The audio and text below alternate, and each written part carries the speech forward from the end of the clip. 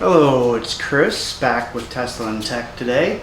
I know it's been a while, sorry about that. There are lots of other things going on. And my car was in the shop because I fell asleep driving. Didn't hurt too much of the car, it was a suspension thing. But with that happening, it made me make a change. So today we're going to talk about new wheels and tires, the changes that it gave me, the advantages, etc. And we'll talk little Tesla news, EV news overall. So first, the wheels and tires. So this is a performance model. So it had the 21-inch wheels and tires, which are really expensive. If you get the wheels from Tesla, they're $800 each. If you get the tires from Tesla, they're $400 each. You have alternatives to look just like the Uber turbines. They are good knockoffs, nothing wrong with them at all, and they're a lot cheaper, but still not a Tesla part. And here's the thing, this car has less than 11,000 miles, and the tires were worn out. Why? Well, one, they're summer performance tires, so they're not intended to last long. One, two, I do like to corner and I do like to accelerate, so that probably made them wear faster. And three, even though it's Texas, we do still get days below 45 degrees, and summer tires are not supposed to be used below 45 degrees. One, the compound starts to get harder, so it doesn't grip worth a darn. And we almost never get snow here. We did this year, and it wasn't great on snow. I was a little disappointed in that. So, when I looked at those prices and realized I could get these wheels for a little under $200 a piece, I think after taxes, installation stuff, it was a little over. And the tires, these are Toyo Proxys. They're all-weather, very ultra sporty or ultimate sport. I don't remember what word they like to use with that, but they're very sporty tires. I have used them numerous times on BMWs, and I don't know if I used them in my Audis, but basically sports sedans or sports cars. Some of them are convertible, so I guess that's more of a sports car. But excellent tires. They're 40 or 45,000 mile warranty on these tires, so I'm not going to have to worry about getting a new set of tires in less than a year. Love that. Now, the tires and wheels that came with it had staggered setups, so the backs were 21 by 9 or 9.5. I'm sorry, the fronts. The backs were 21 by 10.5. So these have advantages and disadvantages. One, being a wider tire, there's a wider patch that grips, so they handle just a tiny bit better. But they're also very heavy. I think the back tires were back wheels were 38 pounds, and the fronts were 35, 36. Well, these, now it's not staggered. These are 19-inch wheels. They weigh 26 pounds a piece. Now, what does that buy me? Interesting. So the advantage is your rotational mass is less, so it takes less effort to turn them. So that buys you range. Added about, depending on how I charge it, 19 to 21, or maybe how I've been using it that day, miles to the range. And that's at 90% charge, because if you're not traveling, you don't charge 100%. Other advantage, other people have done this swap, maybe not the same wheels exactly, but basically about the same size, about the same weight, and they've gained 0.2 seconds, 0 to 60. So this is supposed to do it in 3.5, so maybe now it does it in 3.3. That's nice. A little extra power is always good. I talked to Tesla, I talked to other people in the wheel and tire industry and said, well, is this going to hurt me performance-wise? They said, yeah, technically, but you won't feel it. I'm not sure that's 100% true. I think you feel it very little. I do tend to drive hard, so I do actually feel it just a tiny little bit. Most people won't. Rides better. The 21's such low profile tires actually did ride tough. I mean, it's a sports car, so you expect it, but it was a little rougher than you'd expect. Now it is actually significantly improved. You would have a tiny bit body roll difference since they are low profile tires, but not as low profile. Also added a HUD, which you can't see right now, but it's also not working yet. I plugged it in properly, but maybe I didn't get it as tight as you'd like, because it did nothing until it sat outside all day at a friend's pool party this weekend. And then it started flashing something up there, and that tends to make me think there's a connection issue, whether that's with the wires or if it's internal to the HUD. This thing costs $70, so it's no big risk. If it doesn't work, I'll be a little pissed because I really like having a HUD. I had one on my Camaro. I loved it. I don't know why Tesla has been basically refusing to do that, but I do like it a lot. I like the idea a lot, so we'll see. The interesting thing is when they give you the potential range on any of their cars, they're doing it with the smaller tires, the 19-inch tires. When you go into your menu, there's a place to change which wheels you have, and it's for this car, it's 19, 20, and 21. It's of course showing their wheels, but still it should be about the same. So that changed the range automatically, instantly.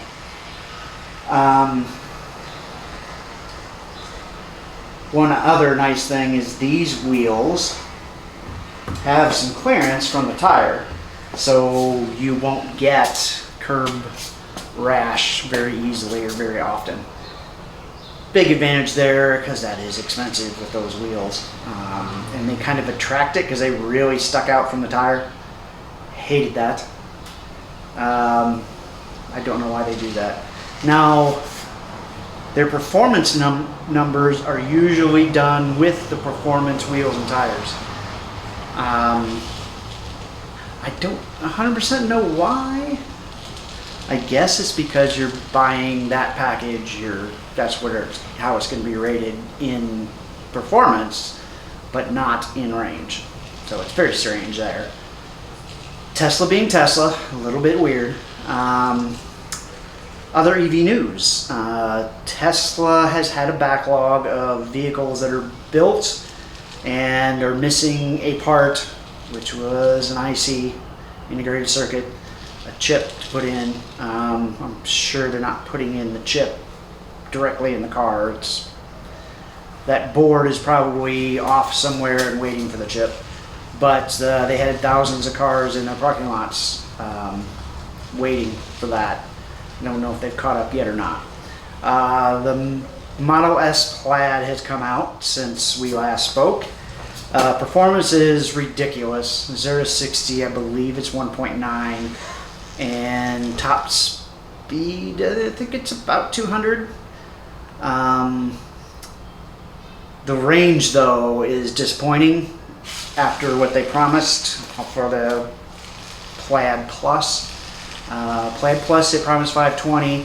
The Plaid, I think it's 650-ish. And once again, they changed wheels for that. They changed to the 19s for that rating.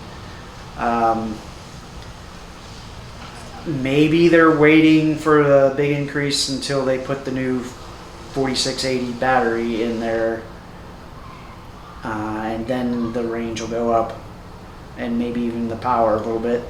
but they decided to not make the Plaid Plus. Part of that, I believe, is because the Plaid performed so well. I wonder if they didn't have as many orders for the Plaid Plus. Although I know people that have ordered it, I don't know how many. Oh, and by the way, we're coming from the garage today because it's been raining off and on, and there's a lot of noise out there, and we had a lot of hail recently, and there's a lot of people doing roofing right now for all that damage. Fortunately, my car was not here at the time. I was out somewhere else. Other news, let's see. Some Mercedes EVs are looking very interesting, although their SUV didn't measure up to this, didn't in performance or range. The Audi didn't. So I'm real curious if they'll improve much. Porsche performance is excellent. It beat the pre-Plaid Model S. Barely, 0-60, but didn't come close on range. So I'm curious if Porsche is learning and will be better with their SUV and whatever else they're going to produce. And Audi, since Porsche and Audi are the same company, I'm curious how they'll be. I really liked the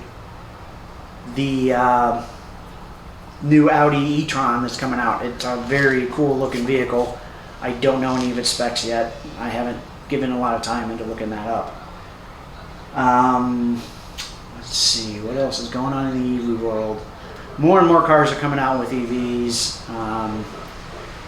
The Ford Lightning's coming out. It is very quick. They were excited about the price, and I think it's solid, but is it better than the Cybertruck? I don't think so, at least not in price and, I don't know, performance-wise. I don't know. But considering Ford likes to call themselves Ford Tough, and their truck was made out of aluminum, I don't know how much I trust them. Sorry, but aluminum isn't tough for a truck. If you want to put it on a sports car, it makes lots of sense. You want to replace certain body panels with aluminum, also makes sense. But if you ever saw any of the pictures of crashed Ford F-150s with aluminum, that's kind of scary, actually. So we'll see. I personally am more interested in Cybertruck. There's other trucks that are interesting too. I think the Rivian's very interesting. Bollinger is kind of ugly to me, but other people may like it. The Hummer truck I think is pretty cool. Way overpriced, but Hummers always were. Let's see. There's been other news that I'm blanking on right now. But, the Tesla Model Y has gone up in price. They do plan in the Austin plant, which isn't too far from here, about a 3-hour drive, and it's going up so fast. They plan on the Model Ys having the 4680 battery, so it would be curious how they decide to do it. If they put less battery packs in to get similar range or a better range but similar performance, or did they go with a bunch more batteries to get much better performance and range? We'll see. They have lots of different ways to go.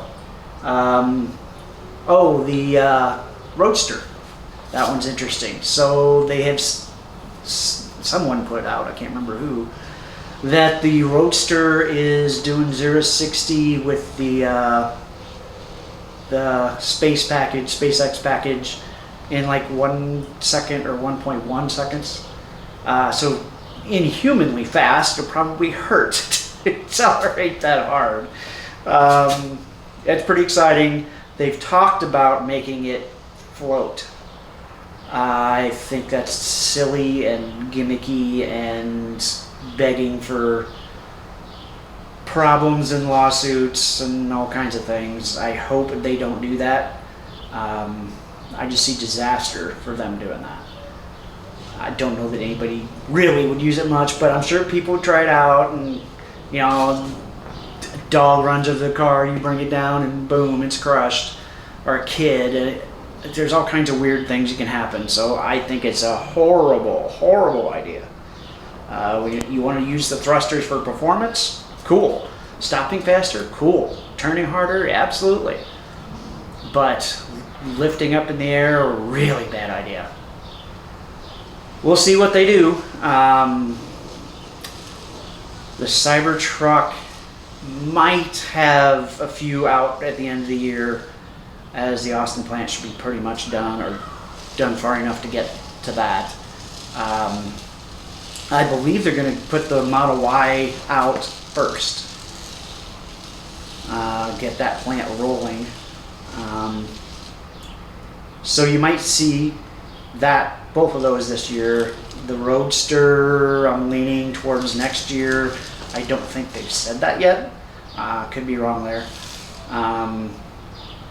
But next year you'll see some more new Teslas. It's going to be really interesting watching them grow. And hopefully watching some of the other companies grow too. Give them some competition, make everybody better. Hopefully lower prices a bit. Anyway, that's it for this week. If you like this, please give us a like and follow us, subscribe on YouTube. I'll show you some other things I'm planning.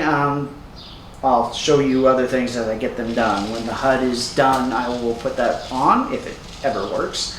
I'm also going to tint the windows properly with ceramic coating, because the other day it was 99 here in Texas, and when I checked the climate, the internal temperature, which on the app you can see, it was 159. Fortunately, I had about a 10-minute walk from my desk out to the car, so I turned on climate control and it was fine by the time I got out there. Seats were still a bit hot, which is another thing I'm thinking about, is changing the black seats. I never wanted black interiors, just what I could find. So I'm thinking about red. It'll be a lot less hot. I could go with white, but I'm not sure that's where I want to go. I've still got some time to consider it because I'm not sure when I'll do that.